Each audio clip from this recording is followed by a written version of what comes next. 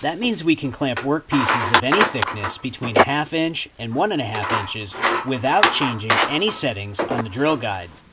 Hey there, Scott here with Saws on Skates. My friends at Kreg Tool just sent me their brand new 720 pocket hole jig. Let's take a look inside, get it set up, and see how it works. Inside is an instruction manual, a sample package of screws, a dust collection port, the 720 pocket hole jig, a drill bit, a material thickness gauge and stop collar, a 3-inch and 6-inch driver bit. This is the Pro version, so it also includes 2 material support wings. First, we'll install the tools in the onboard tool storage area.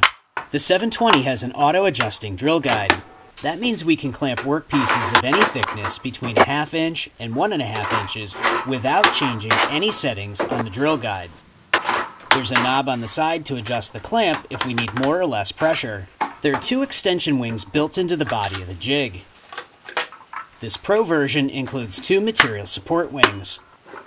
The wings fold up and lock into place when not in use. The adjustable stop allows you to drill pocket holes in the same location on multiple workpieces. The dust collection port can be mounted either on the left or right side. To drill the pocket holes, we'll use the thickness gauge to determine the thickness of our material. The drill bit has engraved marks for common thicknesses, and the jig has a chart with even more thickness settings. Next, we'll slide the stop collar on the drill bit to match the thickness on the gauge. Then we'll tighten the screw with the hex wrench. The drill guide has marks for the center of each pocket hole. There are also marks to center 1x2s, 1x3s, and 1x4s. Next, we'll position the piece and push down on the clamp.